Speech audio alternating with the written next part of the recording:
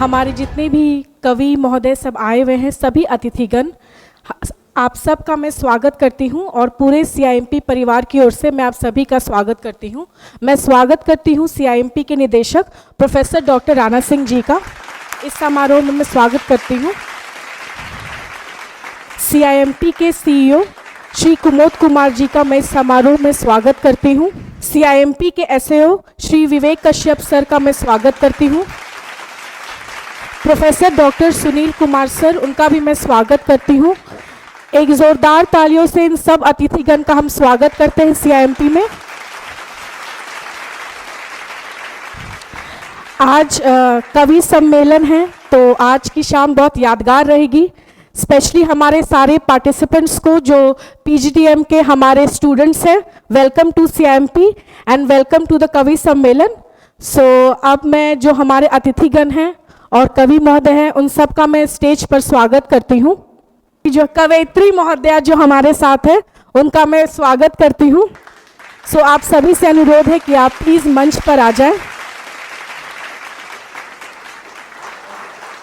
मैं श्री कुमार रजत जी का स्वागत करती हूँ, श्री कवि चंदन द्विवेदी सर का, श्री नीलोपल मृणाल सर का, सुश्री सपना शर्मा मैम का स्वागत करती हूँ, श्री राधेश्याम भारती सर का स्वागत करती हूँ, डॉक्टर आशुतोष सर का मैं स्वागत करती हूँ।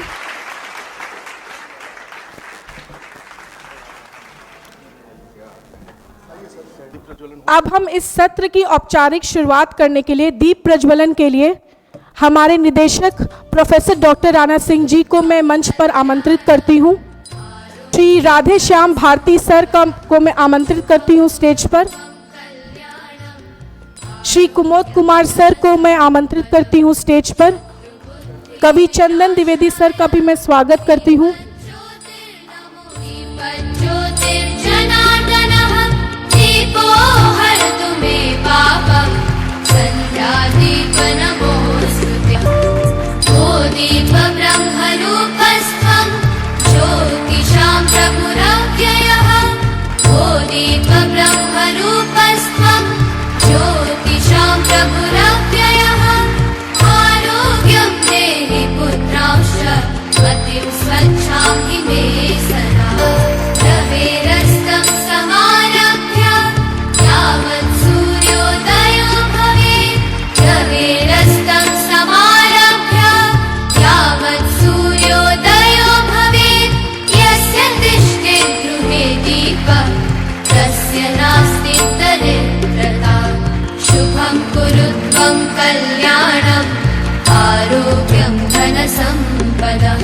शुभं कुरु त्वं कल्याणम् आरोग्यं धनसम्पदः शत्रुबुद्धिविनाशाय दीपज्योतिर्नमोस्तुते दीपज्योतिर्नमोस्तुते। मुझे आशा ही नहीं बल्कि पूर्ण विश्वास है कि यह शाम जो होगी आप सबों के लिए काफी यादगार रहेगी। प्रबंधन, शिक्षा और नवाचार के क्षेत्र में राज्य ही नहीं देश में अपनी बड़ी भूमिका निभा रहे चंद्रगुप्त प्रबंध संस्थान के पूरे परिवार को हम कवि परिवार की ओर से प्रणाम निवेदित करते हैं। औपचारिकताओं के रूप में दीप प्रज्वलन हो चुका है, ईश्वर की आराधना हो चुकी है, संस्कृत के श्लोकों के मंत्र का उच्चारण हो चुका है, तो हम कोई भूमिका नहीं बनाएंगे। मेरा नाम चंदन द्विवेदी है, पेशे से पत्रकार हूँ, कविताएं भी लिखता हूँ और आप सब के समक्ष हम सब कवियों को यह कहकर के बुलाया गया है कि आप सब बहुत अच्छा सुनते हैं। कविता कुछ है नहीं, कभी कभी खुद से यूं ही ठन जाती है, छंदों की बेबस मुट्ठी तन जाती है, मेरे मुंह से छिटपुट शब्द निकलते हैं, आप सुनो तो वह कविता बन जाती है। तो कविता पढ़ी नहीं जाती है, कविता सुनी जाती है। एक परिचय मैं सबसे पहले करा लूं, क्योंकि किसी भी व्यक्ति के एक दूसरे से मिलने का सबसे प्रथम जो होता है चरण, वो परिचय का सत्र होता है। उस परिचय सत्र के बाद सीधे उन कवियों को आप सबके समक्ष हम समर्पित करेंगे। हम आरंभिक रूप से यहां परिचय कराते हैं अपने सबसे प्रिय मित्र और बिहार के बड़े पत्रकार, बड़े शायर, कुमार रजत जी से, मूलतः बक्सर के रहने वाले हैं, फिलहाल पटना में दैनिक जागरण अखबार में पत्रकारिता कर रहे हैं और शायरी की दुनिया में हलचल मचाए हुए हैं। कैसे, ये कुछ देर में पता चलेगा। तो मैं इस सभा से निवेदन करूंगा कि एक बार जोरदार तालियां भाई रजत जी के लिए।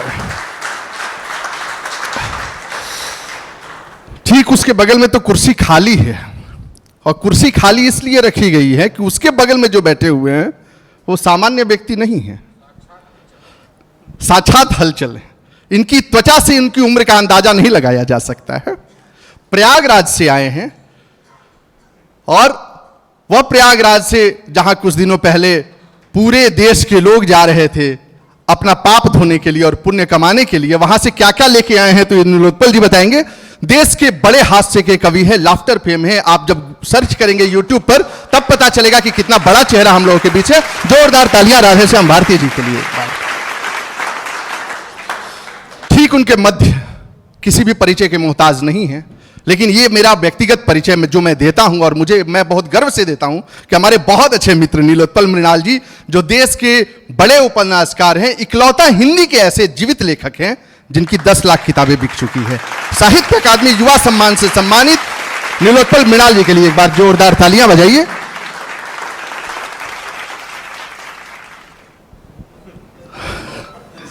हाँ, परिचय देंगे इनका। नीलोत्पल मृणाल जी मूलतः मुंगेर से हैं, लेकिन रहते भोपाल में हैं। ठीक है, भोपाल झील की नगरी, झीलों के रूप में बड़ी चर्चा उसकी है ना। इनका कनेक्शन दूसरा है, दोनों का कनेक्शन है, देवरिया से ही मूलतः है। वीर रस की कविताएं, प्रेम रस की कविताएं, हालांकि करना नहीं चाहिए इस उम्र में उनको, फिर भी वो करते हैं।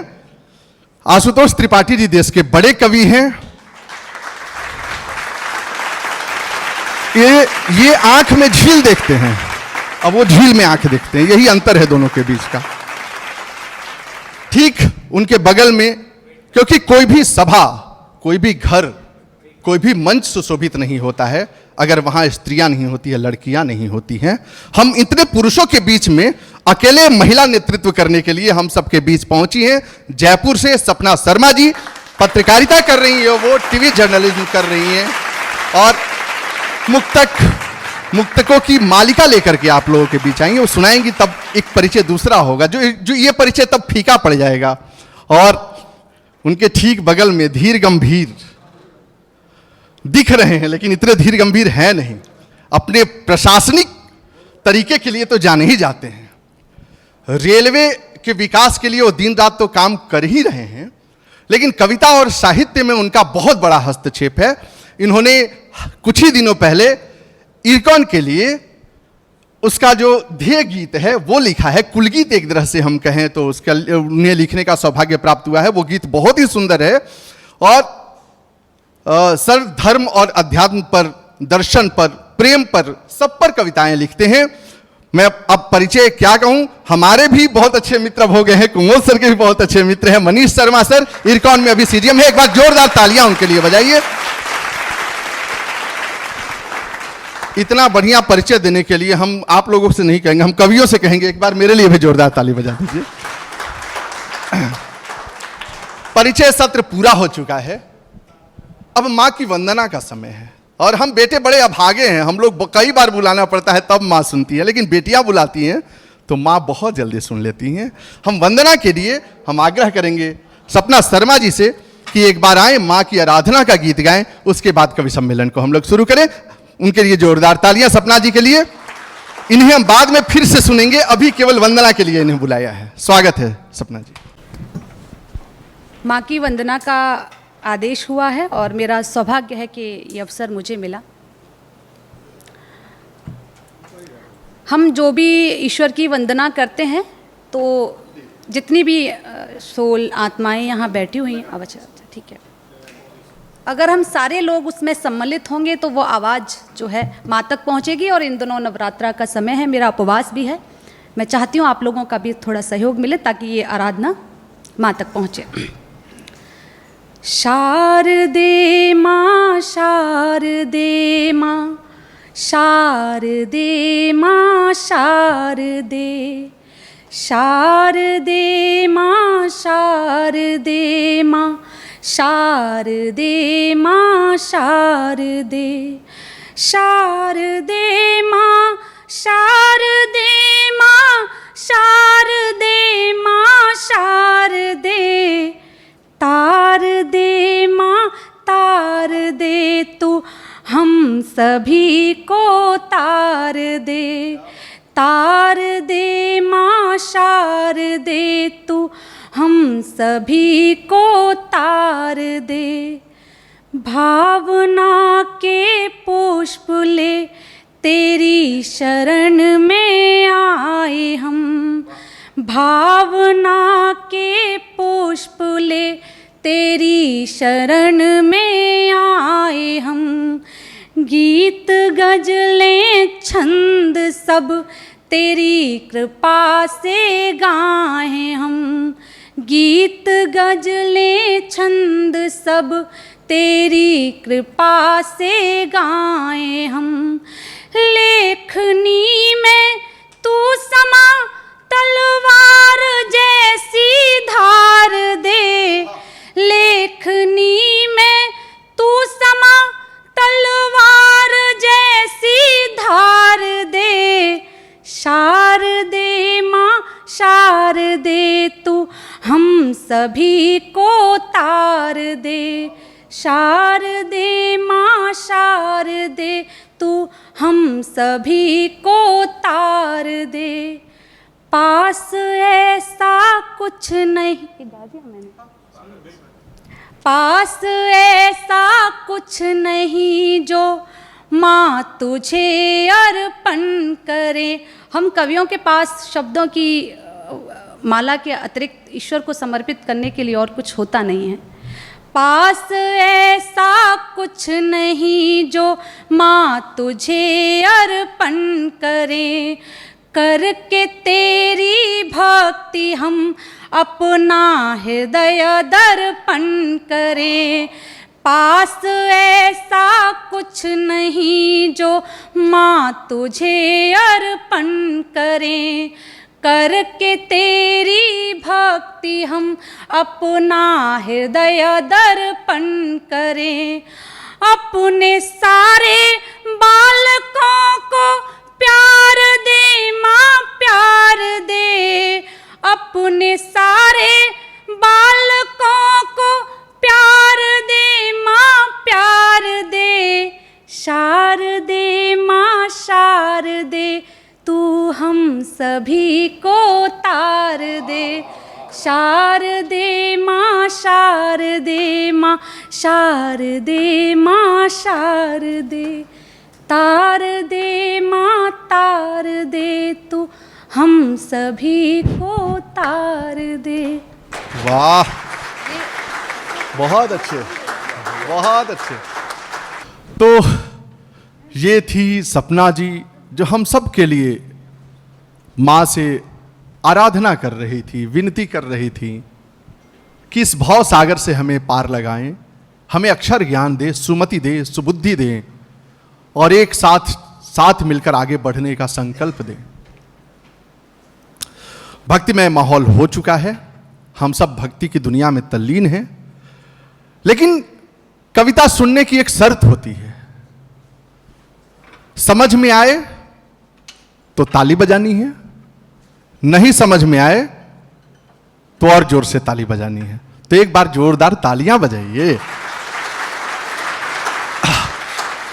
हमारे पास कोई संगीत का माध्यम नहीं है, कोई म्यूजिक सिस्टम नहीं है।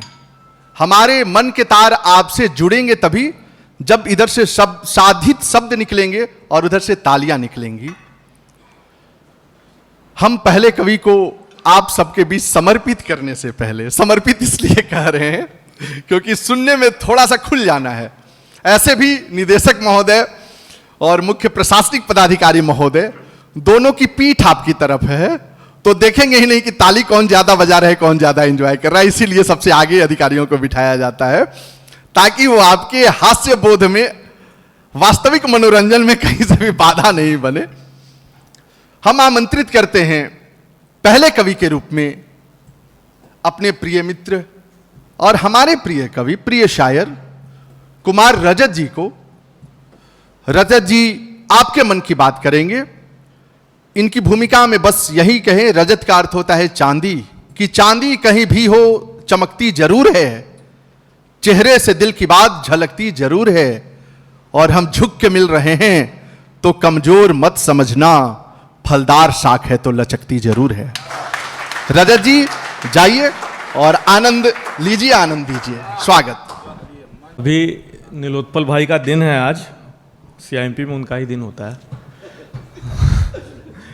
सबसे पहले मैं आभार जताता हूँ। देखिए बिहार में भी हम हैं और चुनाव का मौसम है भाई, इधर भी चुनाव का मौसम है, तो सीआईएमपी में हम हैं और बिहार में कहा जाता है सर कि डबल इंजन की सरकार है।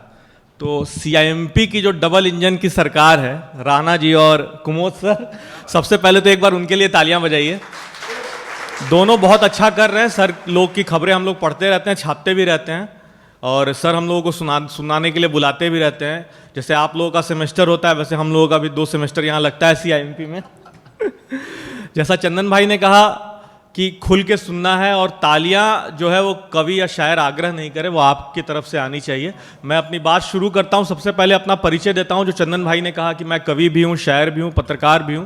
एक पत्रकार की या एक कलमकार की ज़रूरत क्या होती है, कब होती है, सुनिएगा कि जितनी स्याह होगी रात, जितनी स्याह होगी रात निखर आऊंगा, जितनी स्याह होगी रात निखर आऊंगा, मैं जुगनू हूं अंधेरे में नजर आऊंगा। मैं जुगनू हूं अंधेरे में नजर आऊंगा। शुक्रिया। मैंने पहले ही कहा कि 2 लोग हैं और सर लोग के बारे में कुछ बोलना भी पड़ता है हम लोगों को, इसलिए क्योंकि आपके तो सर हैं, हमारे भी सर। अभी कहाँ से सर आए हैं? बाहर से, विदेश से, यूएस से आए हैं। और मैंने खबर पढ़ी सर कि बाहर की इतनी बड़ी यूनिवर्सिटी और इसका कैंपस यहाँ पे होगा। तो सर की नज़र करता हूँ, राणा सर और कुमोद सर की नज़र करता हूँ अपने, और मंच पे जो बड़े बैठे हैं हमारे राधे श्याम जी, उनको नज़र करता हूँ कि बड़े बुजुर्गों की अहमियत क्या है। और ये तजुर्बा ऐसे ही नहीं आता है, सुनेंगे कि उम्रें गुजरी हैं, आपकी नज़र है सर, उम्रें गुजरी हैं। भैया भी यहाँ बैठे हुए हैं, अब भैया की थोड़ी सफ़ेद सफ़ेद है भी। उम्रें गुजरी हैं तब जाकर ये रंग आया है, उम्रें गुजरी हैं तब जाकर ये रंग आया है। हम मिट्टी थे, वक्त ने हमको सोना बनाया है। वाह क्या बात है, क्या बात। हम मिट्टी थे, वक्त ने हमको सोना बनाया है। बड़ों की बात हो गई, और यहाँ बहुत युवा साथी बैठे हुए हैं और काफ़ी देर से बैठे हुए हैं, क्योंकि 10 मिनट तो मैंने भी इंतजार किया। आप युवा साथियों के लिए मेरा परिचय और आपके लिए शायरी है, आप उसको उठाइएगा कि आखिर मोहब्बत है क्या। ये चाहत राह फूलों की, देखिए शायरी ऐसे भी कहा जाता है कि महबूब से बात करने का नाम है, तो मैं वो कर रहा हूं। ये चाहत राह फूलों की, यही कांटों की डाली है।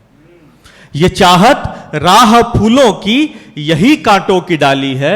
कभी मिसरा है गालिब का, कभी ये शेरे हाली है। ये चाहत राह फूलों की, यही कांटों की डाली है। कभी मिसरा है गालिब का, कभी ये शेरे हाली है। और मोहब्बत में हजारों गम, मोहब्बत में हजारों गम, यहां खुशियां हजारों हैं। वो रोएं तो मुहर्रम है, वो हंस दें तो दिवाली है। वाह बहुत अच्छे भाई। वो रोएं तो मुहर्रम है, वो हंस दें तो दिवाली है। शुक्रिया। और मोहब्बत के बारे में और पढ़ देता हूं कि बड़ी मुश्किल मोहब्बत है, बड़ी मुश्किल मोहब्बत है, ये मुझसे की नहीं जाती। अच्छा, बड़ी मुश्किल मोहब्बत है, ये मुझसे की नहीं जाती। बला की खूबसूरत है, ये छोड़ी भी नहीं जाती। बड़ी मुश्किल मोहब्बत है, ये मुझसे की नहीं जाती। बला की खूबसूरत है, ये छोड़ी भी नहीं जाती। अजब है प्रेम की डोरी कि हम दोनों ही बंदी हैं। अजब है प्रेम की डोरी कि हम दोनों ही बंदी हैं। ये तोड़ी भी नहीं जाती, ये जोड़ी भी नहीं जाती। ये तोड़ी भी नहीं जाती, ये जोड़ी भी नहीं जाती। और एक अपना पसंदीदा शेर मैं पढ़ देता हूं कि तेरी याद पत्थर। देखिए मोहब्बत की तो बात हो गई, लेकिन एक सर्वे हुआ सर, एक सर्वे हुआ नीलोत्पल भाई, और कहा गया कि देश में भूखे लोग तो हैं, अब तो कम है, अब तो अनाज भी सरकार बंटवा रही है, लेकिन भूखे लोगों से ज्यादा टूटे हुए लोग हैं। क्या बात है। तो मोहब्बत में जो टूटे हुए लोग हैं उनकी बात करता हूं कि बड़ी मुश्किल मोहब्बत है, बड़ी मुश्किल मोहब्बत, ये तो मैं पढ़ चुका हूं, ये पढ़ता हूं, तेरी याद पत्थर, शुक्रिया, पढ़ता हूं, हाँ टूटे हुए ज्यादा भूल जा, सुनेंगे टूटे हुए लोग कि तेरी याद पत्थर, तेरी याद पत्थर मेरा दिल निशाना है, ये है रजत जी। तेरी याद पत्थर मेरा दिल निशाना है कि पहली छुअन में इसे टूट जाना। चलो वाह, तेरी याद पत्थर मेरा दिल निशाना है कि पहली छुअन में इसे टूट जाना है, और तेरा हिज्र जाने जा यूं ही भुलाना है, रफी की आवाज है, साहिर का गाना है। क्या बात, बहुत अच्छे। रफी की आवाज है, साहिर का गाना है। और देखिए बिहार में या जो टूटे हुए आशिक होते हैं वो इतनी आसानी से भूलते नहीं है किसी चीज को, और वो उनका बदला जो होता है लेने का वो अलग तरीके से होता है। बात पहुंचाता हूं, अगर अच्छे लगे तो बताइएगा कि चाह लेते तो क्या सहूलत नहीं थी। एक लड़का है, चंदन भाई मान सकते हैं आप, चंदन भाई मान अच्छा राधे श्याम सर को मान लीजिए, आप इनको बुढ़ा काहे बार बार बोल रहे हैं? ठीक है, एक लड़का है, ये मान लीजिए लड़के हैं, इनको राधे राधे। इनको इनकी प्रेमिका छोड़ के चली गई है तो क्या ये सर क्या पढ़ेंगे? सर ने ही कविता लिखी है, सोचिए शब्द मेरे हैं, मैं पढ़ रहा हूं सर के लिए कि चाह लेते तो क्या सहूलत नहीं थी, चाह लेते तो क्या सहूलत नहीं थी, हिज्र में लेकिन कोई जरूरत नहीं थी। हिज्र मतलब होता है जुदाई। चाह लेते तो क्या सहूलत नहीं थी, हिज्र में लेकिन कोई जरूरत नहीं थी, कल तेरी तस्वीर देखी तो पाया, कल तेरी तस्वीर देखी तो पाया, यार तुम इतनी खूबसूरत नहीं थी। क्या बात है। यार तुम इतनी खूबसूरत नहीं थी, शुक्रिया। कुछ गजलों की तरफ चलता हूं। प्यार मोहब्बत की बात हो गई, लेकिन शायरी जो है वो सिर्फ महबूब से बात करने का ही नाम नहीं, उसमें दुनियादारी भी आनी चाहिए। उस दुनियादारी को लाने की कोशिश किया हूं मैं।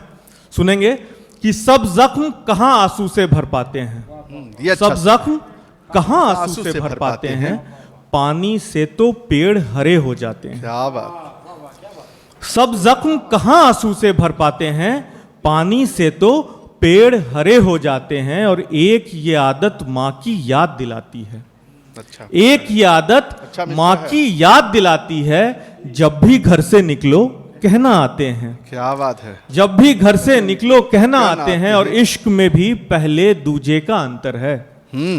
एक शेर है कि अनुभव, पहली मोहब्बत होती है, उस पर है कि इश्क में भी पहले दूजे का अंतर है, इश्क में भी पहले दूजे का अंतर है, क्यों तू पहला इश्क हुआ पछताते हैं, क्यों तू पहला इश्क हुआ पछताते हैं। और शेर ये कि जिंदा रहने वालों की तारीफ करो। ये बड़ा शेर है भाई। देखिए अभी हम लोग जिस दौर में चल रहे हैं वो सोशल मीडिया का दौर है। हम लोग जब भी सो के उठते हैं, या हमेशा हर हफ्ते 10 दिन पे हम लोग देखते हैं कि कोई ना कोई अपने बीच का कोई बड़ा कलमकार, कोई बड़ा साहित्यकार, कोई बड़ा एक्टर, कोई बड़ा चित्रकार या कोई बड़ा शिक्षाविद हमारे बीच से गुजर गया है। हम लोग सोशल मीडिया पे जब उनके पोस्ट देखते हैं तब याद आता है कि अच्छा उनके बारे में बड़ी अच्छी अच्छी बातें लिखी जाती हैं। सर जरूरत है कि जब वो लोग जिंदा हैं तब उनकी तारीफ की जाए, तब उनके बारे में बोला जाए। जैसे अभी हम लोगों ने नीलोत्पल भाई के बारे में चंदन भाई ने कहा, तो जरूरत है वैसे जिंदा रहते लोगों की और उनके सामने तारीफ करने की। अब ये शेर सुनिएगा कि इश्क में भी पहले दूजे का अंतर है, क्यों तू पहला इश्क हुआ पछताते हैं, और जिंदा रहने वालों की तारीफ करो, जिंदा रहने वालों की तारीफ करो, मरने पर तो सब अच्छे हो जाते हैं। वाह क्या शेर है भाई, वाह वाह वाह। जिंदा रहने वालों की तारीफ करो, मरने पर तो सब अच्छे हो जाते हैं। शुक्रिया। शेर सुने कि जिद ने साजिश बहुत बड़ी की है, जिद ने साजिश बहुत बड़ी की है, घर में दीवार सी खड़ी की है।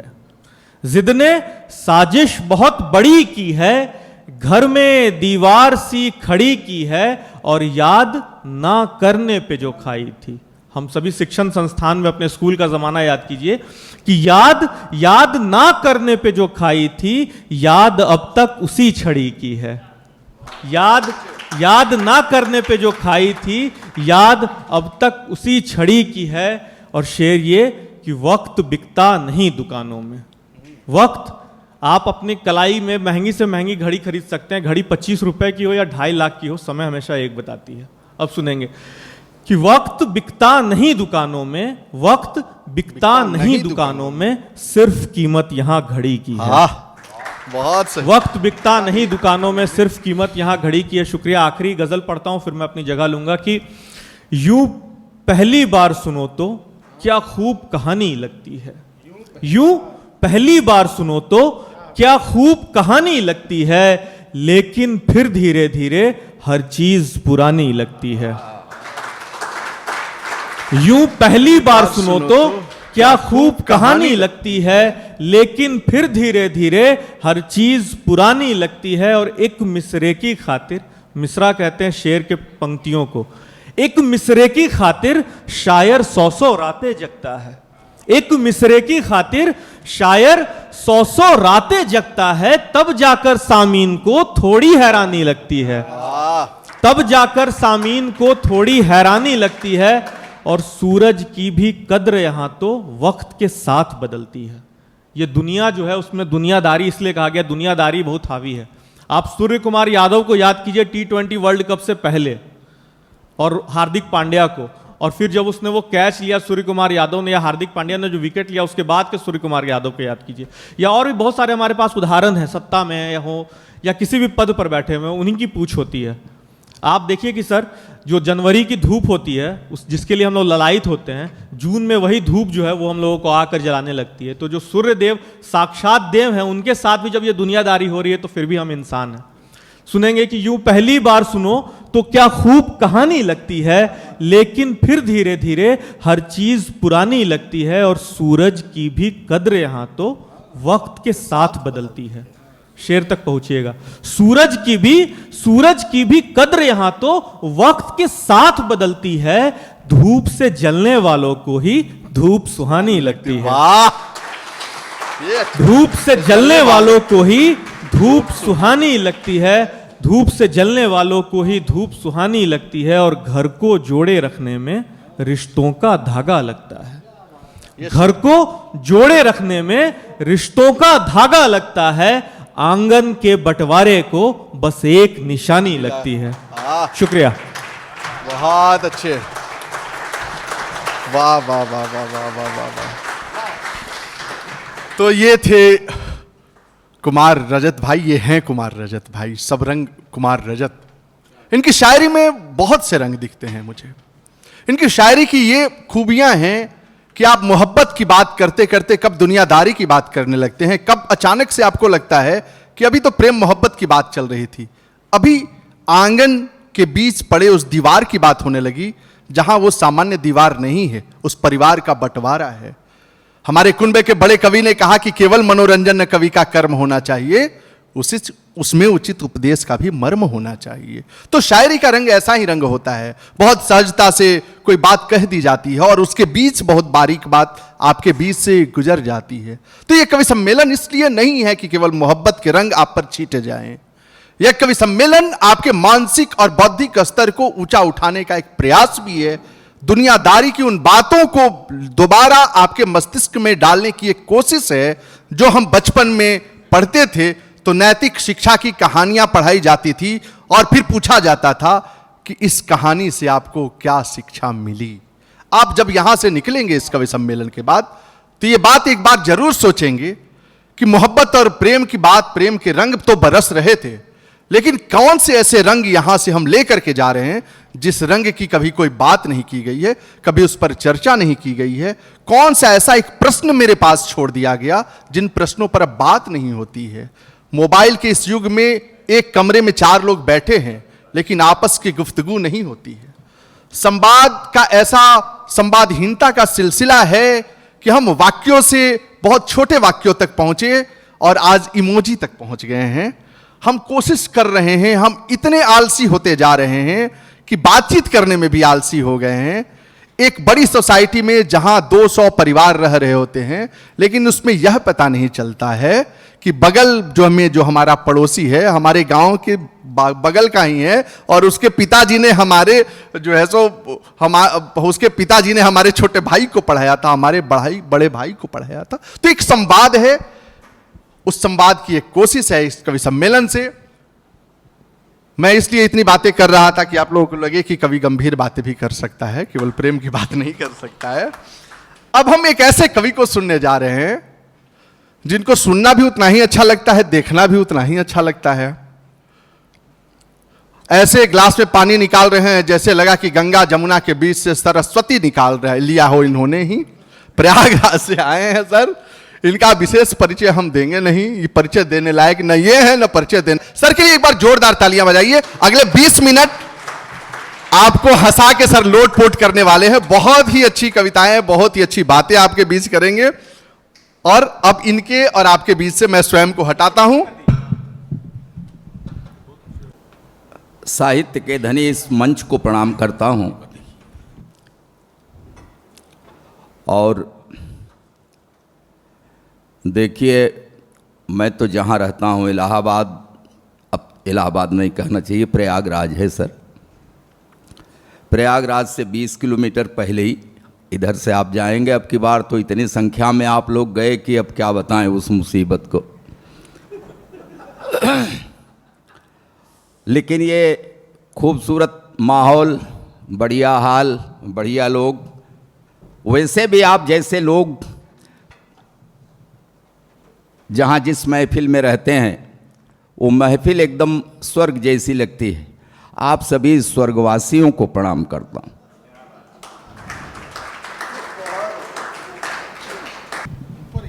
रजत जी चले गए, श्रृंगार से चले, प्यार मोहब्बत से चले और फिर बड़ी कायदे की बात उन्होंने की।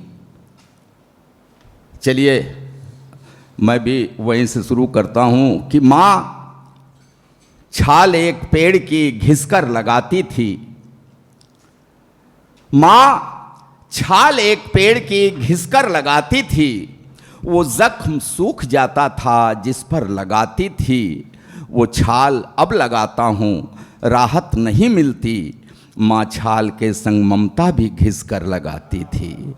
माँ छाल के संग मैले फटे कपड़े मेरे जब धोने लगती थी, मुख देख कर मेरा उदास होने लगती थी। झुंझला के मेरी जिद पे मुझे पीटती तो थी। मैं रोता तो फिर माँ भी मेरी रोने लगती थी। मैं रोता तो फिर माँ भी मेरी। देखिए थोड़ा सा और सुन लीजिए, उसके बाद धीरे धीरे मैं अपनी औकात पर आता हूं।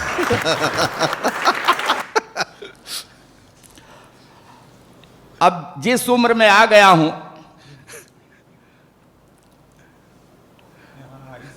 कि सरबोझ गृहस्थी का लिए हाँफता रहा, कि सरबोझ गृहस्थी का लिए हाँफता, नौजवान पीढ़ी बैठी है मेरे समक्ष, तब कह रहा हूं कि सरबोझ गृहस्थी का लिए हाँफता रहा, बाधाओं को हिम्मत से सदा लांघता रहा। घर में महाभारत मेरे बेटों ने रच दिया, मैं जिंदगी भर राम कथा बाँचता। क्या बात है भाई, वाह वाह वाह वाह वाह, बहुत अच्छा। अभी चंदन जी, रजत जी, ये लोग नौजवान ही हैं, क्यों सर? आपको आदरणीय बैठे हुए हैं और कुछ नहीं, और सब काला है सर का। थोड़ी सी दाढ़ी, थोड़ी सी सफेद है, वहीं नजर गई। अब हद है बिल्कुल भाई, ये कौन सी बात हुई आप लोगों को और कुछ। लेकिन एक चीज बताऊं चंदन जी, 50 साल लगते हैं सफेदी सर पे लाने में। 50 साल लगते हैं सफेद, एक दो दिन की बात है का, तपस्या है। तालियां आपकी आए।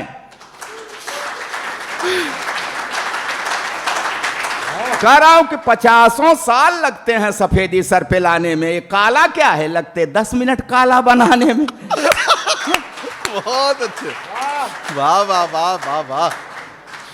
आदरणीय आप दोनों बैठे हैं, अच्छा लग रहा है।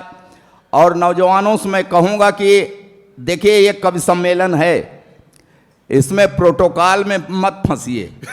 हाँ, खुल करके आनंद लीजिए, तालियां बजाइए। यहाँ छूट है ना सबको सर? आप लोग ताली बजा के बताइए, दोनों ही लोग। हाँ, ये देखिए, अब आप लोग तो बजाइए।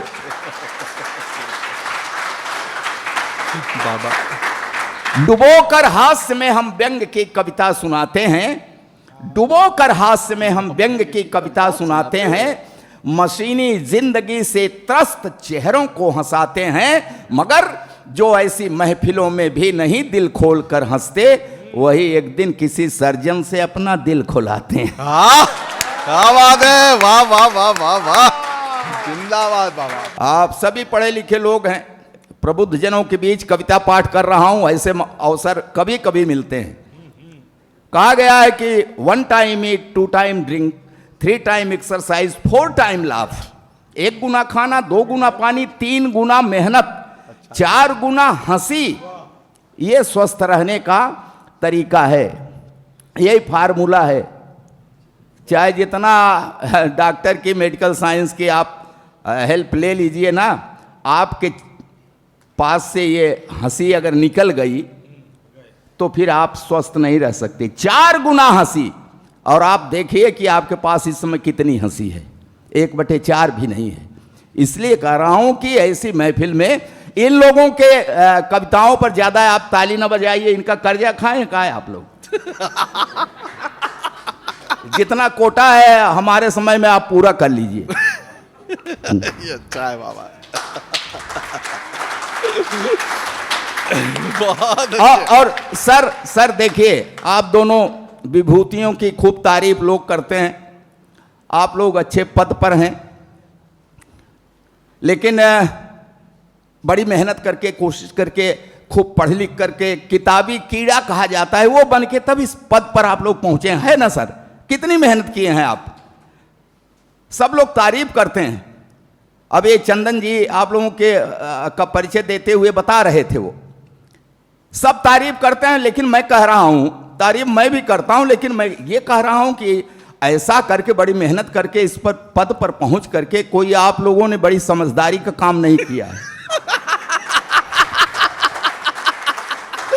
हाँ,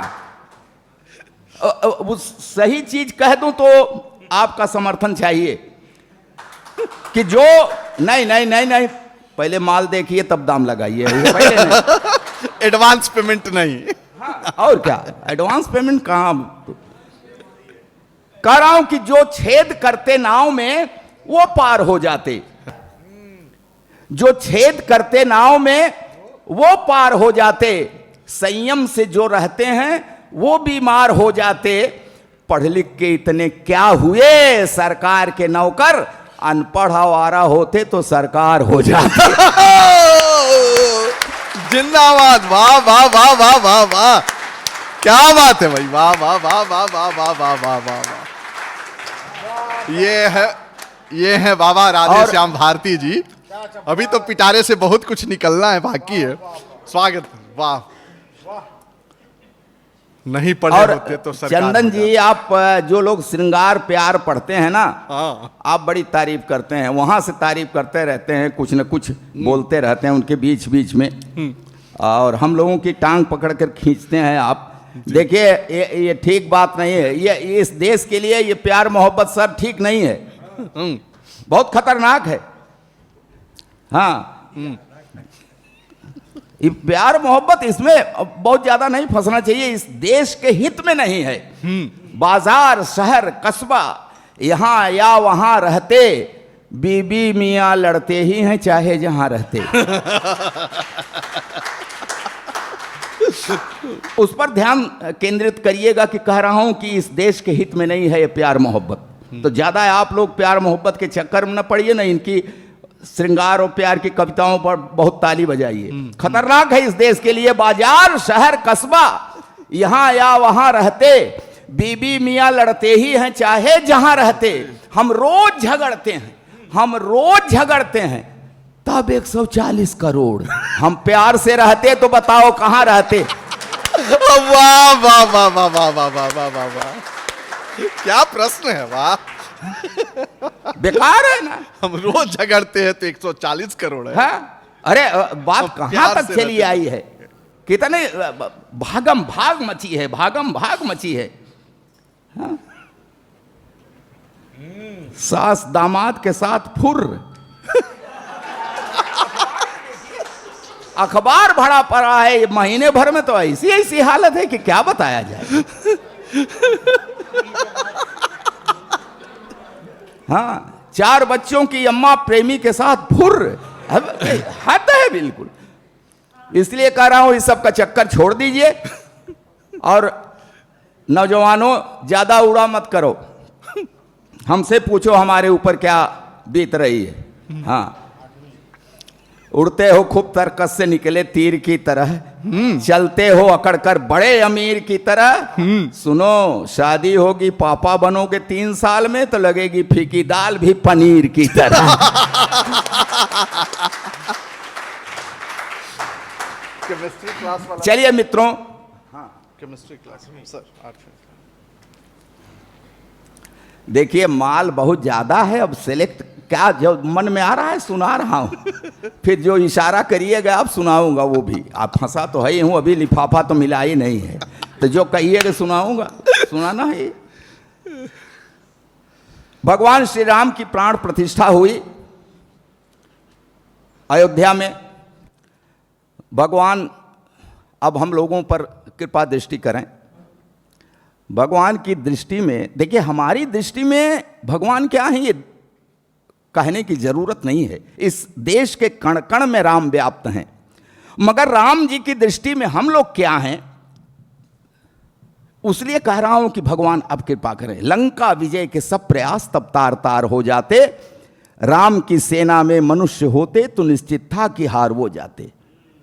लंका विजय के सब प्रयास तब तार तार हो जाते, राम की सेना में मनुष्य होते तो हार वो जाते। क्योंकि हमारी लार टपकने लगती, कहते बाप रे इतना सोना, लड़ता कौन बांधते गठरी, सब फरार हो जाते।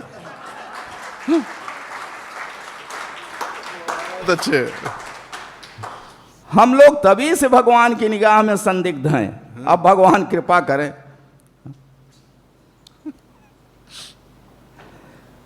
हाँ, आता हूं उसी जगह आता हूं। तो मित्रों, सर अब आप लोग तो ही हैं, ये नौजवान जो हैं अच्छी अच्छी पोस्ट पर जाएंगे, ईश्वर कृपा करें जाएं, सरस्वती की कृपा दृष्टि हो, सब ऊपर जाएं। लेकिन अब क्या बताएं, हम ऐसे ही रह गए सर। हमको देख करके ये लोग हंसते हैं, हम जन्मजात ऐसे नहीं हैं। हम भी सर छोटे थे तो बड़े भोले भाले थे।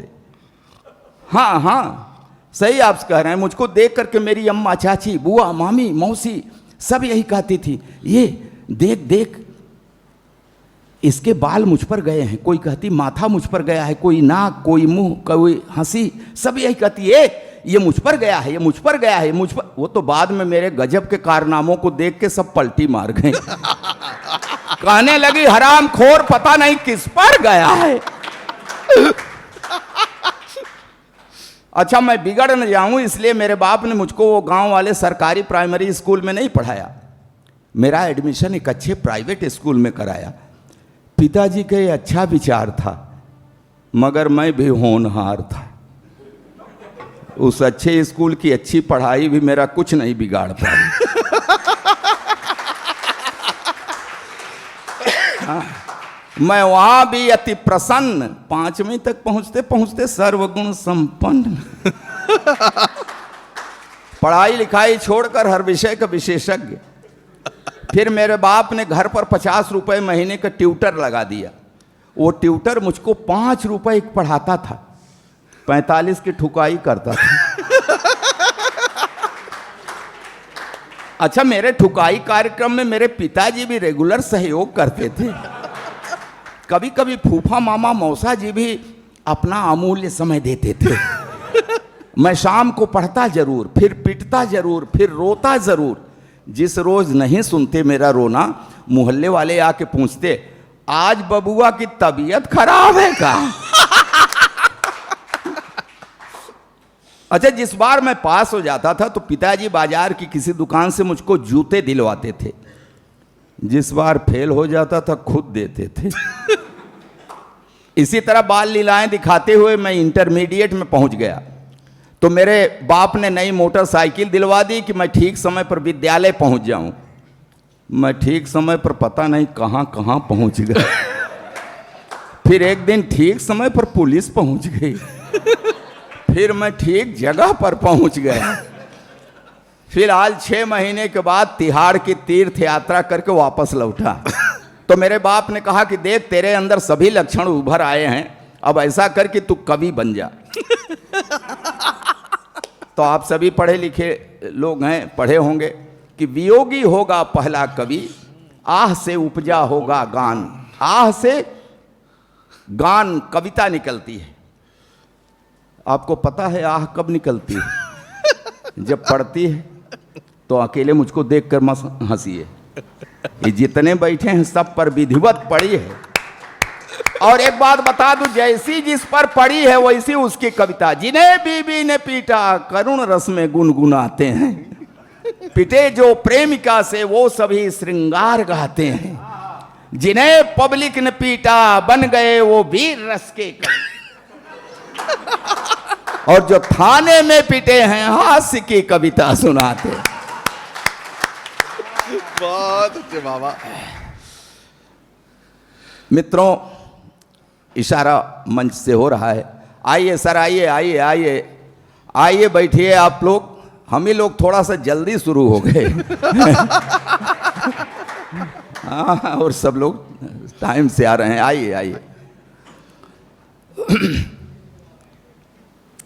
देखिए, मैं प्रयागराज से आया हूं। प्रयागराज में अब की बार कुंभ लगा था, आप सभी लोग जानते हैं। काफी लोग ये भी जानते हैं कि हर साल 1 महीने का माघ मेला लगता है। 1 महीने का माघ मेला, और वो भी बड़ा लगता है, अच्छा खासा। अब की बार तो कुंभ था, बहुत बड़ा था। उस मेले में मेरी उम्र इतनी हो गई सर, मैं देखा करता हूं कि हर बार साधुओं की संख्या बढ़ती जा रही है। ये जो मातृशक्तियाँ बैठी हैं, बच्चियाँ बैठी हैं, तो मैं ये कहना चाह रहा हूं कि शादी हो जाए तो अपने पतियों पर थोड़ा सा रहम करें। बड़ा गड़बड़ होता है, बहुत गड़बड़ होता है। अब क्या बताऊं, रोज नया एक जख्म भरने भी नहीं देती, रोज नया। अब आप लोगों पर तो अभी नहीं गुजर रही है ना, अपने सर से पूछिए, यहां नहीं बताएंगे, यहां नहीं बताएंगे। क्या कुछ ऐसे दर्द होते हैं जो सार्वजनिक नहीं किए जा सकते। रोज नया एक दर्द, रोज नया एक जख्म भरने भी नहीं देती, कान पकड़ती मन का कुछ करने भी नहीं देती, और करवा चौथ का व्रत रख कर मरने भी नहीं देती।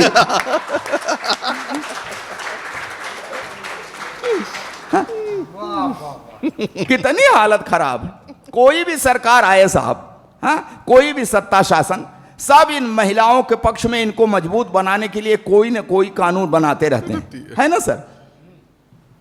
मर्दों की ऐसी तैसी करते रहते हैं।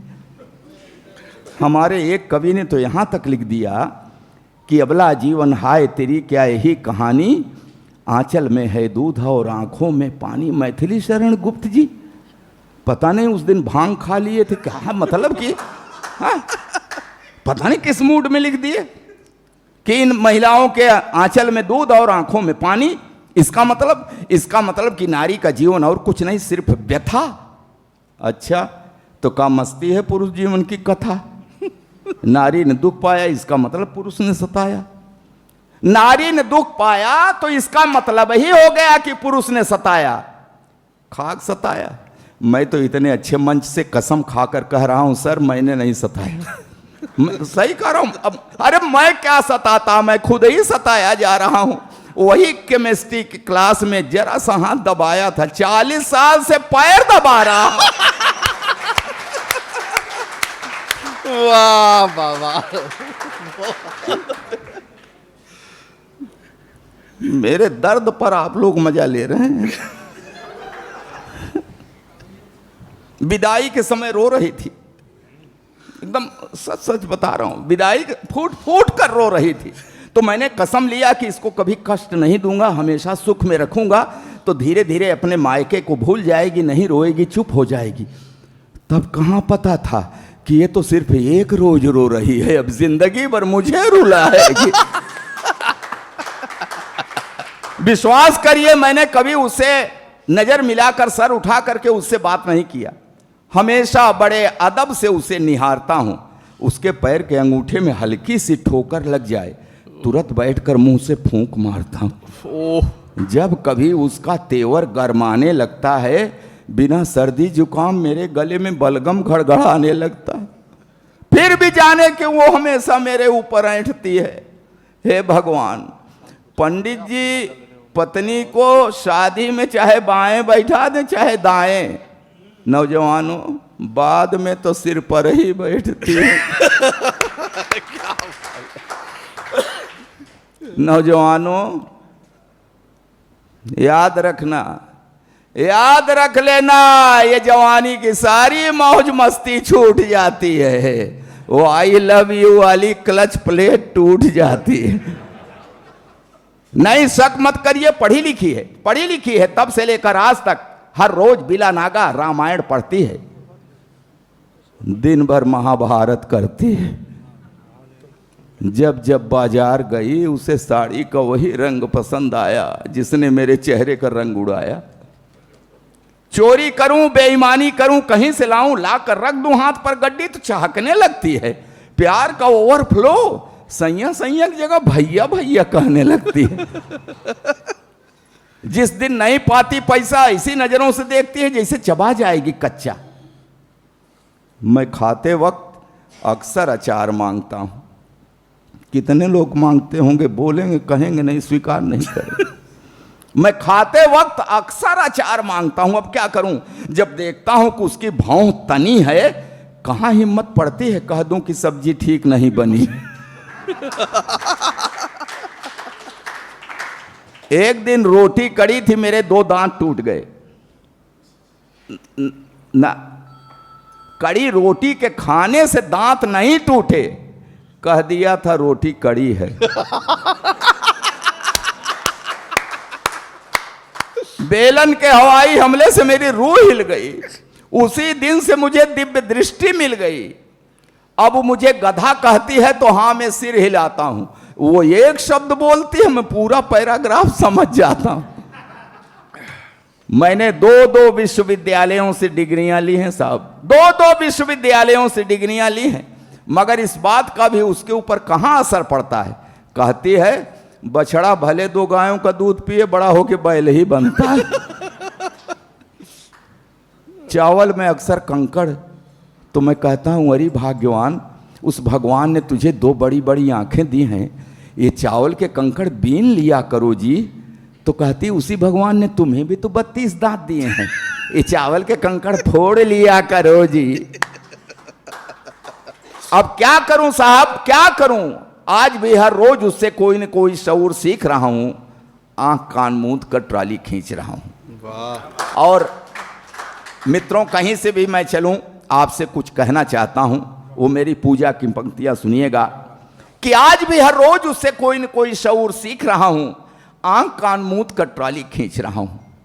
जी हां साहब, जी हां, खींच रहा हूं ट्राली, खींच रहा हूं ट्राली, मगर खुश हूं क्योंकि मैं जानता हूं बेशक वो मुझसे लड़ती है झगड़ती है, मगर मुझे हल्का सा बुखार भी आ जाए तो मेरी कुशलता के लिए तुलसी के नीचे दिया धरती है। क्या बात है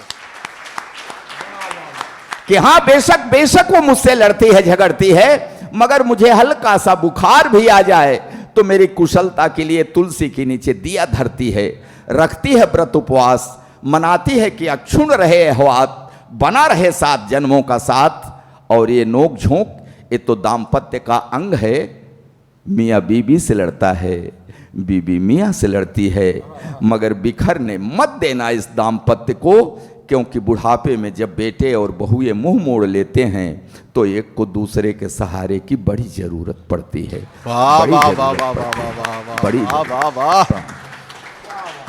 क्या बात, एक बार जोरदार तालियां सर के लिए बजाइए भाई।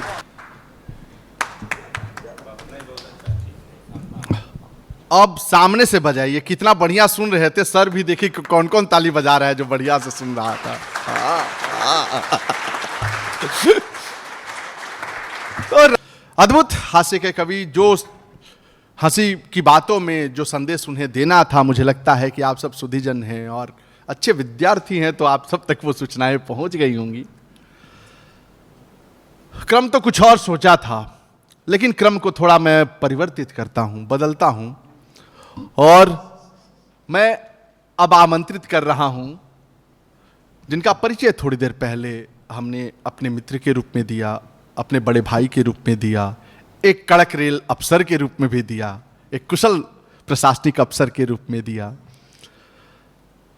पहली बार कवि सम्मेलनों के मंचों पर, जैसा कि सर बता रहे थे, बड़ी हिचकिचा रहे थे, यूं ही हिचकिचा रहे थे।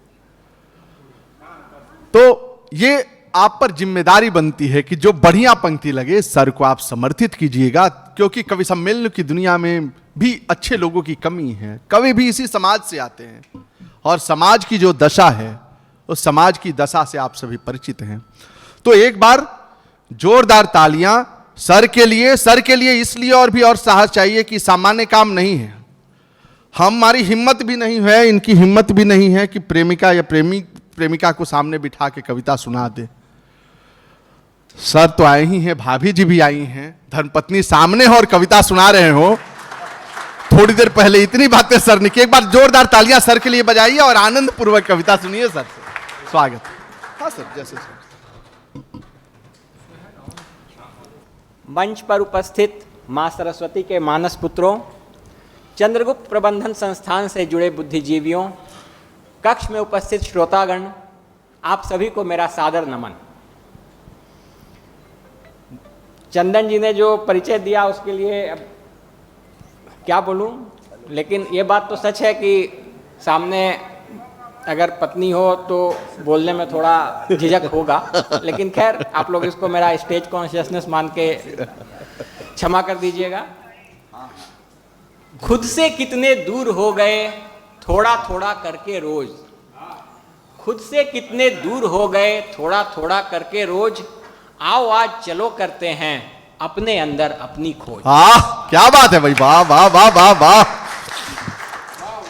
आज की इस तेज रफ्तार जिंदगी में जब हर आदमी अपने आप से, अपनी भावनाओं से दूर होता जा रहा है, तब कविता और साहित्य एक ऐसा माध्यम है जो उसे अपने आप से जुड़ने और अपने अंदर अपनी खोज करने का एक अवसर प्रदान करता है। मैं चंद्रगुप्त प्रबंधन संस्थान को बधाई देता हूं कि बिहार में एकेडमिक्स का एक ऊंचा स्तर बनाए रखने के साथ इस तरह के आयोजनों के माध्यम से वह अपने साथ जुड़े लोगों के भावनाओं को प्रबंधन करने में भी प्रशिक्षित कर रहा है। क्या बात है। अपनी आज की प्रस्तुति की शुरुआत मैं जिस कविता से करना चाहूंगा उसका शीर्षक है अलमारी से रेलिंग तक। कविता में एक कपड़े और एक मनुष्य के जीवन चक्र के बीच में समानांतर बनाते हुए इस कटु सत्य को दर्शाया गया है कि उम्र और वक्त के साथ सभी के हालात और महत्व बदलते रहते हैं, फिर चाहे वह कोई कपड़ा हो या फिर हम और आप हों या कोई रिश्ता हो। बरामदे की रेलिंग पर टंगा एक फटा पुराना कपड़ा जी, जो आजकल घर की सफाई में काम आता है, बरबस मुझे मेरे अतीत की याद दिला जाता है। वहां मिलता है इसे पहने मुझे मेरा बचपन, कभी भागता दौड़ता खेलता पढ़ता और कभी पिटता, और साथ दिखती है घर बच्चे परिवार संभालती माँ, जिसके आंचल में हर रात था मैं और मेरा संसार सिमटता, और कर्तव्य पथ पर देते आहुति अपने हर अरमान की पिता, जिन्हें देख मन में आता था भय के साथ सम्मान भी। वाह। जिंदगी की जो धुरी थे कभी संबंध वो सारे आज हाशिए पर हैं। जिंदगी की जो धुरी थे कभी संबंध वो सारे आज हाशिए पर हैं। माँ बाप साथ हैं लेकिन घर में अपने ही जैसे किराए पर हैं। वाह वाह वाह वाह वाह वाह। वक्त सब कुछ बदल देता है। वक्त सब कुछ बदल देता है। ये रिश्तों ने भी अब समझ लिया है, सिर्फ कपड़ों ने नहीं, संबंधों ने भी अलमारी से रेलिंग तक का सफर तय कर लिया है। क्या बात है, वाह वाह वाह वाह, बहुत जानता हूं एक दिन मुझे भी पुराना हो जाना है, फट जाना है और इस कपड़े की तरह ही किसी रेलिंग पर टंग जाना है। जब बात संबंधों पर आ गई है तो 4 पंक्तियां उन रिश्तों के बारे में भी प्रस्तुत है जो कई बार हमारे जीवन का अभिन्न अंग तो होते हैं, पर जिनसे हर रोज आहत होना हमारी नियति बन जाती है। वजूद को मेरे वो हर रोज तोड़ता रहा, वजूद को मेरे वो हर रोज तोड़ता रहा, किस्तों में ही सही मुझे वो रोज छोड़ता रहा। टूट कर भी मैं बिखरी नहीं मगर, टूट कर भी मैं बिखरी नहीं मगर, वो मेरा है ये भ्रम मुझे जोड़ता रहा। वाह, ये मेरा है वो भ्रम मुझे जोड़ता रहा। अब माहौल को और भारी न करते हुए आपको विशेष रूप से युवा श्रोताओं को दिल की उन गहराइयों में ले चलता हूं। क्या बात है सर। जहां प्रेम है, एक आस है, किसी से मिलने की प्यास है, और कविता का शीर्षक एक अधूरी आस है। एक अधूरी आस है। एक अधूरी आस। वाह। भटकता ही रहा मैं रास्ते पर सोच करिए, भटकता ही रहा मैं रास्ते पर सोच करिए, किसी मंजिल को तो शायद मेरी तलाश होगी। प्रतीक्षा में गुजारी रात जिसकी मैंने आंखों में, प्रतीक्षा में गुजारी रात जिसकी मैंने आंखों में, उसे भी मुझसे मिलने की कभी तो आस होगी। मैं बनकर एक बादल अब बरसना चाहता हूं, वो सावन है मगर उसकी भी कोई प्यास होगी। वाह वाह वाह वाह वाह। लगे इल्जाम भी मुझ पर रहा खामोश लेकिन मैं, लगे इल्जाम भी मुझ पर रहा खामोश लेकिन मैं, कभी तो दिल की मजलिस में तेरे इजलास होगी। कभी हैं उसके बिन मेरे दिन कुछ अधूरे और खाली से, हैं उसके बिन मेरे दिन कुछ अधूरे और खाली से, मेरे बिन उसकी शामें भी तो कुछ उदास होंगी। और आखिरी शेर है, वो मुझसे दूर है, वो मुझसे दूर है, लेकिन ये उसको भी पता है, जो आंखें बंद वो कर ले तो मेरे पास होगी। वाह वाह वाह वाह वाह वाह वाह वाह वाह।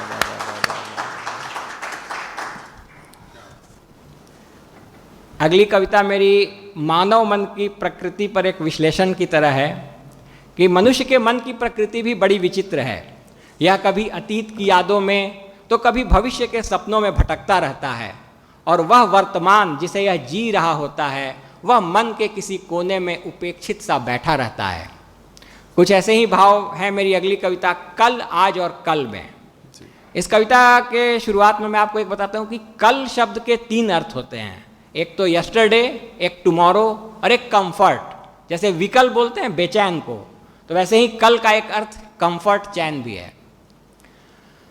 कुछ यादें आज भी सृजित हुई, कुछ जीवन आज भी बीता है, जिस कल में ढूंढ रहे कल को टुमारो में कंफर्ट ढूंढ रहे हैं। कुछ यादें आज भी सृजित हुई, कुछ जीवन आज भी बीता है, जिस कल में ढूंढ रहे कल को वो कल क्या आज न बीता है। कभी यादों में कभी सपनों में तुम खोए रहे हरदम कल में, और आज फिसल कर दूर बहा जीवन सरिता की कलकल में। वाह वाह वाह वाह वाह। जब तक ये आज था कल में छिपा, तुम राहें इसकी तकते थे, जब तक ये आज था कल में छिपा, तुम राहें इसकी तकते थे, जिस रोज मिलेगा ये तुमको उस दिन के सपने बुनते थे। हर रोज मिला फिर ये तुमसे, हर रोज मिला ये फिर तुमसे, पर वेश आज का धर करके, कुछ खुशियां भेंट में लाया और कुछ अवसर झोली में भर के। कुछ दूर चला फिर साथ तेरे, किया अर्पण तुझको 8 पहर, दिन में 8 पहर होते हैं, तो कुछ दूर चला फिर साथ तेरे, किया अर्पण तुझको 8 पहर, पहचान इसे तुम पाए नहीं, देखा न इसे नजर भर कर। दिन ढला और ये बीत गया, दिन ढला और ये बीत गया, फिर से कल बना, अब यस्टरडे हो चुका है, फिर से कल बना अतीत हुआ, जो ही तुमसे ये दूर हुआ, फिर से अनमोल प्रतीत हुआ। जो मिला नहीं या छूट गया, हर कल वो न्यारा लगता है। जो मिला नहीं या छूट गया, हर कल वो न्यारा लगता है। जिस पल में जीवन पलता है, वो आज न प्यारा लगता है। क्या आज न क्या प्यारा बात है, वाह वाह वाह वाह वाह।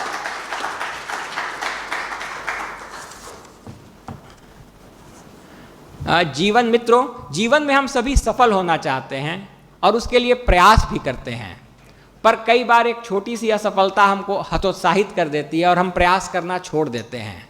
लेकिन सफलता उसी के हाथ लगती है जो असफल होने पर भी प्रयास नहीं छोड़ता। हमारे उपनिषदों में भी कहा गया है, चरैवेति चरैवेति, अर्थात चलते रहो, जो कि मेरी कविता का शीर्षक भी है और संदेश भी। जो सफल हैं आज वो असफल तो थे पहले कभी, उनके कुछ प्रयास भी निष्फल हुए तो थे कभी। विघ्न ने कांटे बिछाकर राह में रोका तो था, संशयों के प्रश्न ने हर मोड़ पर टोका तो था। उलझनों के भंवर में कुछ भ्रमित भी वे हुए थे, नींद भी आई थी उनको और श्रमित भी वे हुए थे। धूप थी तपती मगर रुकना नहीं था छाह में, ठौर था उनका हमेशा हौसलों की पनाह में। पाँव में छाले थे लेकिन चलना तो उनको था पड़ा, जीत भी हासिल हुई पर लड़ना तो उनको था पड़ा। वाह। ठोकरें खाकर गिरे थे वे भी एक दिन राह में, फिर खड़े होकर चले थे मंजिलों की चाह में। आज उनको जब सफल आगे स्वयं से देखते हैं, क्या था उनके पास जो हम में नहीं ये सोचते हैं। भाग्य था उनका बली या ईश का था प्राप्तवर, प्रारब्ध ने या दिए उनको ढूंढ वो स्वर्णिम से अवसर। मान हतभागी स्वयं को, नियति को हम कोसते हैं, सत्य से बचकर निकलने का सुगम पथ खोजते हैं। वाह वाह वाह वाह वाह। पर ये तब हम भूल जाते। और विद्यार्थियों के लिए ये एक इम्पोर्टेंट पैरा है। पर ये तब हम भूल जाते, गिर के उठना उठ के चलना हमको कभी आया नहीं, इसलिए वो हैं शिखर पर हम राह में अटके कहीं। और क्यों हम भूल जाते, और क्यों हम भूल जाते, जो सफल हैं आज वो असफल तो थे पहले कभी, उनके कुछ प्रयास भी निष्फल हुए तो थे कभी। तो मित्रों, जीवन चलते रहने का नाम है, संघर्षों से लड़ते रहने का नाम है। चलते चलते मैं आपसे यही कहना चाहूँगा, इस आधे बीते जीवन में कुछ रंग अभी भी बाकी हैं। वाह। है समर शेष संघर्षों से कुछ द्वंद्व अभी भी बाकी हैं। जीवन में रस तो बहुत मिला, कभी सुधा मिली कभी गरल मिला। जीवन में रस तो बहुत मिला, कभी सुधा मिली कभी गरल मिला।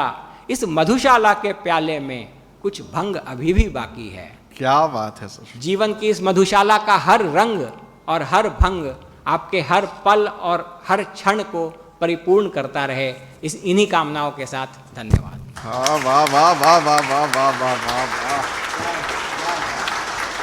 क्या अद्भुत रचनाएं, क्या खूबसूरत रचनाएं और मर्म को बताने वाली, जीवन धर्म को बताने वाली रचनाएं। बहुत कुछ कह गए सर आप, बहुत ही साधुवाद, बहुत ही धन्यवाद। और मुझे इस बात का बड़ा गुमान रहता है कि चंद्रगुप्त प्रबंध संस्थान ने जब भी जैसी भी महफिल सजाई है, उसका बौद्धिक स्तर बड़ा ऊंचा होता है।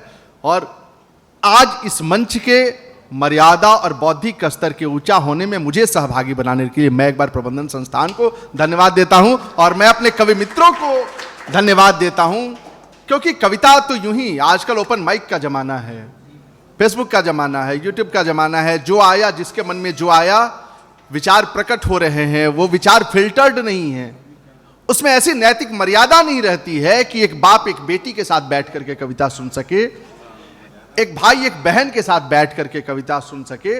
उन मर्यादाओं का पालन करते हुए, प्रेम और रस और रंग की बातें करते हुए भी शायद जीवन धर्म बताने का जो सलीका है वो बड़ा खूबसूरत रहा सर का। तो सर के लिए एक बार जोरदार तालियां बजाइए। हमने कभी लिखा था कि हमारी भावनाओं का अनुपम बीज है कविता, मां का जीवतिया है और प्रिया का तीज है कविता, हजारों दुख जहां पर लीन होकर सुख में परिणत हो, हमारी चाहनाओं की वही ताबीज है कविता। हृदय जब अल्पमत में था तो बहुमत बन गई कविता, हृदय जब अल्पमत में था तो बहुमत बन गई कविता, समर में कारगिल में अटल बनकर तन गई कविता, लिखा इतिहास में भी आज भी सब जानते हैं कि धनानंद सामने चाणक्य बनकर तन गई कविता, धनानंद सामने चाणक्य बनकर तन गई। आइए अब जरा रस परिवर्तन करते हैं। रस परिवर्तन इसलिए भी करते हैं कि अब जो रंग आने वाला है वो अलग रंग आने वाला है, गुलाबी रंग आने वाला है। इश्क का रंग कहते हैं गुलाबी होता है। और जिस शहर से हमारे बीच कवयित्री पहुंची हैं उस शहर को भी गुलाबी शहर कहते हैं। हम आमंत्रित करते हैं देश की प्रखर पत्रकार, मंच कम किए हैं उन्होंने, हो सकता है मंची अनुभव कम हो, लेकिन जीवन का अनुभव कम नहीं है, क्योंकि जो पत्रकारिता के सरोकार होते हैं वो समाज के विभिन्न वर्गों से जुड़े होते हैं। और एक पत्रकार, एक कलमकार जब कलम लेकर आगे बढ़ता है, इस रण में आगे बढ़ता है, तो समाज के विभिन्न वर्गों के साथ सामंजस्य बिठाकर, उनकी बातें सुनकर, उनकी संवेदनाएं सुनकर के बड़ा होता है और अपना लेखन भी बड़ा करता है। तो हम आमंत्रित करते हैं सपना शर्मा जी को अपने एक शेर के साथ, अपनी एक रचना के साथ, जो मैंने लिखा था। नदी कहा मैंने स्त्री को और समंदर कहा पुरुष को, कि नदियों का समंदर में समाना सबने देखा है, समंदर से नदी का लौट आना किसने देखा है, लाचारगी नदियों की वो उल्टा बह नहीं सकती, समंदर कितना जालिम है ये नदियां कह नहीं सकती, लेकिन यह नदी कह सकती है, यह नदी कल कल बह सकती है। एक बार जोरदार तालियां बजाइए सपना जी के लिए। और स्त्रियां, लड़कियां विशेष रूप से बजाएं, क्योंकि उन्हें लगना चाहिए कि प्रतिनिधित्व उनका मंच पर हो रहा है।